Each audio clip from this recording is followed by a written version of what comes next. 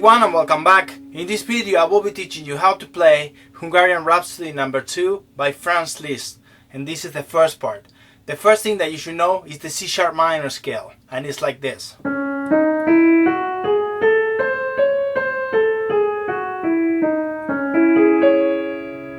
We have there a C# minor chord, and what he does for the first measure is raise that E to an F and making it a C# major chord. Then he does the inversions of the chord and he gets this. So we have this inversion, and what we'll do is play the C on the top and play those two notes. So that way we have already the melody and the background for the piece. Then what he does is double up this G sharp and C and put it on the bass. So we have this two. So we have melody and the chord. Then he's gonna do this pattern, C, B. Notice that he uses a B in here, and that is because C# minor is related to E major, and E major is like this. Notice that he has a B there. That's why he can use it there. So we have C#, B, C#, B, and he's gonna use a chord like this, which is a G# minor 7 flat 5. This chord. To go back. So when he does this, he's gonna add the G on the bass, the F here, and the D. So he's flipping this chord all the way down here. So this is the chord that we came up with. Do the melody, and we play that.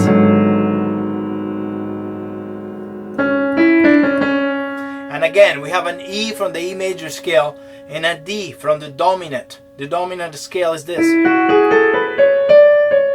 It has a D in it. And it goes back to the main chord that we started with, which is the C# major.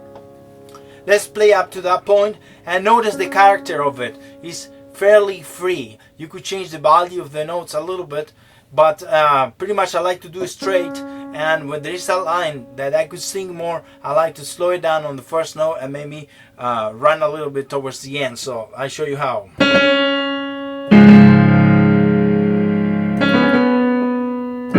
And we have the chord. We go back. Same chord, repetition now. Now it's going to change. It's going to use an A. So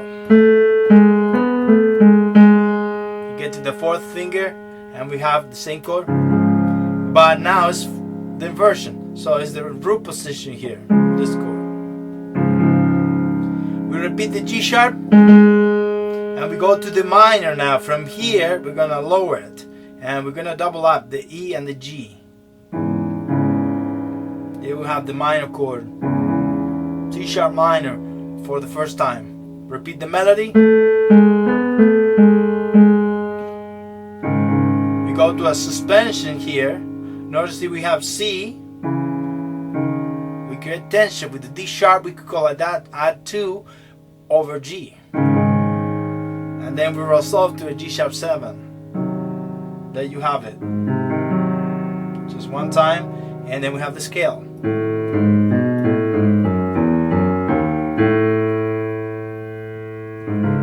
And then we get to C# minor. Notice the scale here. I gave you the harmonic minor, but also there is another one, the melodic minor and the natural minor. In this case, he's using the natural minor by doing that B. Get to A, and we get here. It's important that when you do the melody like this, I did it with third finger, but then I do finger substitution in order to hold that and play the background. Notice here I pick the strongest finger at third and first, and then I do substitute the fingers. Again, fourth finger to the end, substitution, fourth finger, so I could reach to play the chord and hold the note. Fourth finger, chord, same, melody, crescendo, we get to the A, long note. Okay, he put Marcato there, so you should emphasize this. Okay? Here he did a crescendo towards the C sharp. Same here.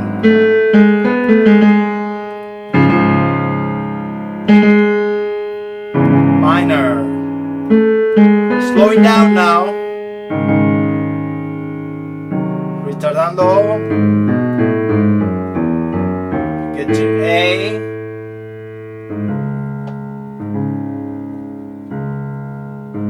And now, yes, we're going to start using the C sharp minor chord from the scale.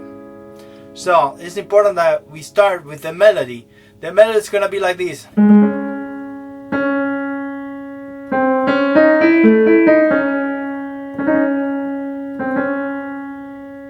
Okay, that's the melody.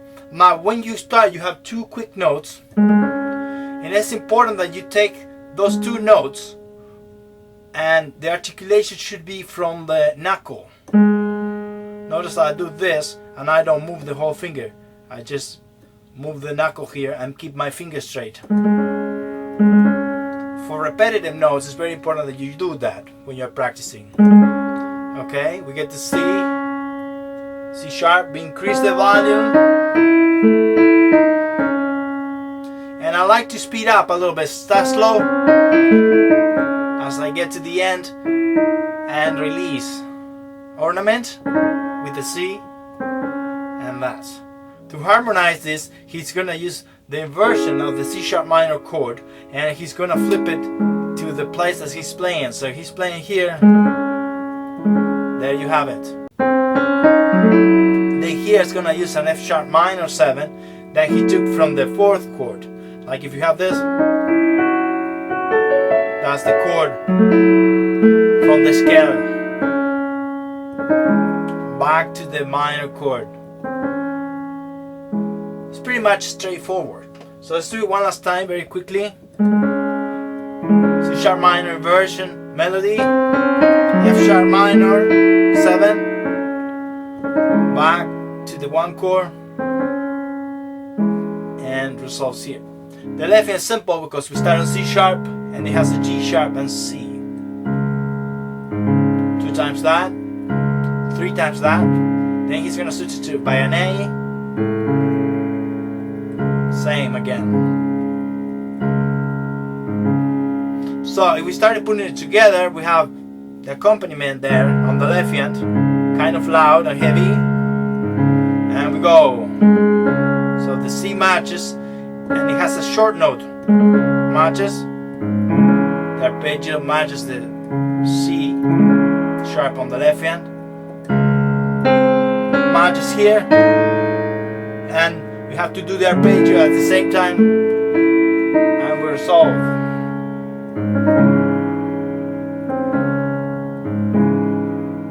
Okay, so this it's important that you lift the fingers and almost no pedal here, so that's clear. Okay, so here's using the 1 chord from the scale and also the 4th chord from the scale, which is the F sharp minor 7. So 1, 4, 1. And what he did is use it here. Close together. Very good voicing. Now, we're going to change the scale now. We're going to think a little bit on the E major, the relative, the major scale from C sharp minor. We have this now. So we have the E major chord here. And if you go to the 5th tone, you will have the B7. So those 2 chords you have to know to understand better this part. So having the E here, now he's gonna do a D sharp to an E. And it's gonna take the melody on that scale. Notice the scale.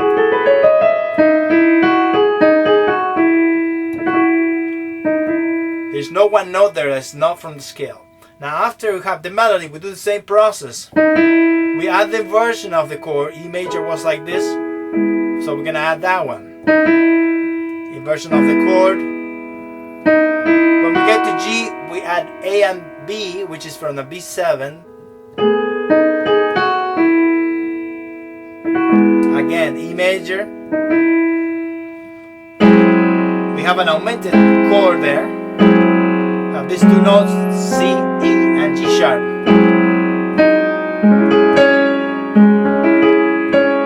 Okay? So maybe what we do is try to play it by itself. Chord. And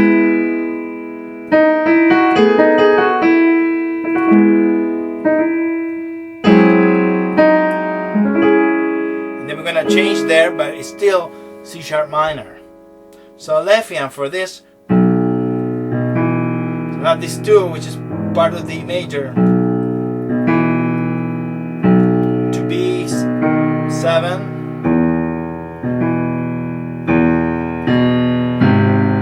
We have this interval. You could split if you can reach, or play at the same time.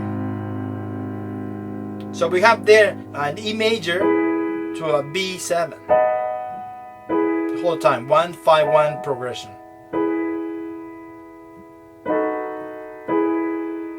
So when we do it together, we have the D sharp to an E together.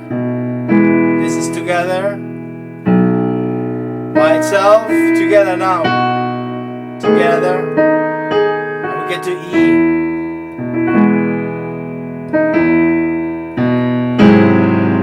And we get there. Now let's try to play this section and we go to the next one.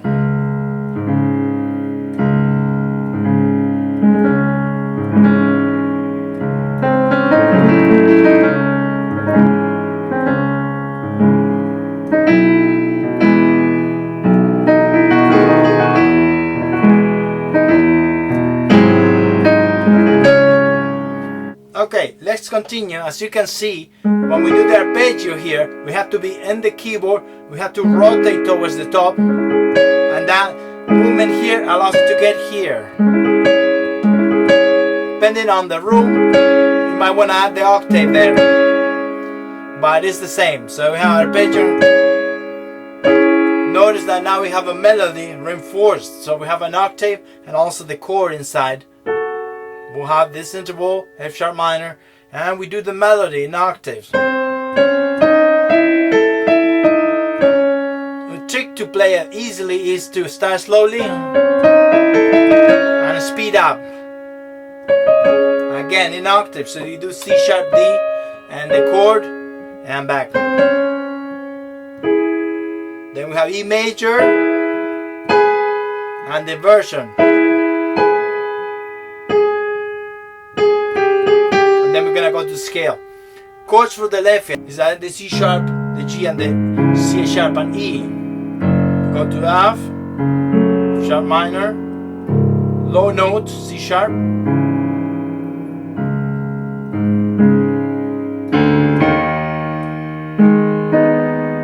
and that's it. Let's put it together now. Remember to jump there to do this. Chord. Together.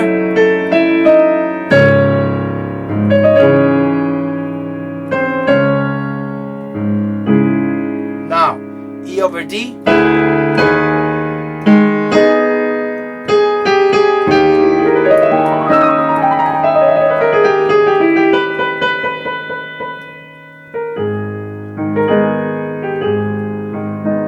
So now, I'm going to explain how to do the scale right. So you have 4 groups. So you have this movement here from the thumb to the 4th finger. You have 3 notes now. You have the same 4 notes and the same notes from before until the 4th finger. So you're gonna do this. That's the first thing. Visualize that. Then you're gonna do it slowly. But to get the speed, you will have to do that. And then doing a turn each time you get to the finger that you cross over. So that means after the 4th finger, you cross back each time. So you turn, you get to the fourth turn, third turn, fourth turn, and you get here. Then you practice with rhythms. The opposite, slow and fast, fast, slow. Maybe then you do it by groups. This group. And you could practice with accents. Opposite. And then you lighten up the fingers and let them play by itself. And very light. So you're gonna do this. You're gonna lighten up until there. Then you have the same scale but going descending this way. So you have to do the crossing different. But you could think on the groups also. Then this group. So there's two groups. Same thing. Till you get here. So you have this. Then you have these two. You have this. It's important you divide it. And then you just do it the same way. We do it with rhythms.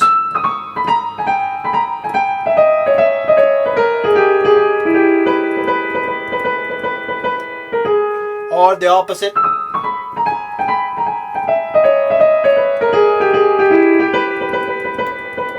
Accent.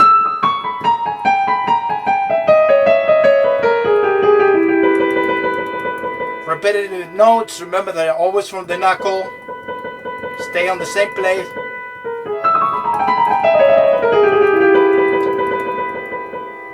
To put it together, first note,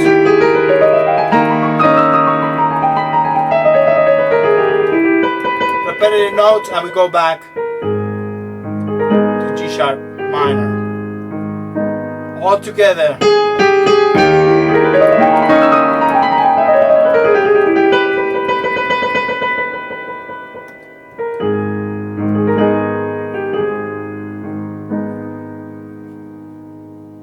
I hope this video was helpful, and if you enjoyed, subscribe. Thank you very much.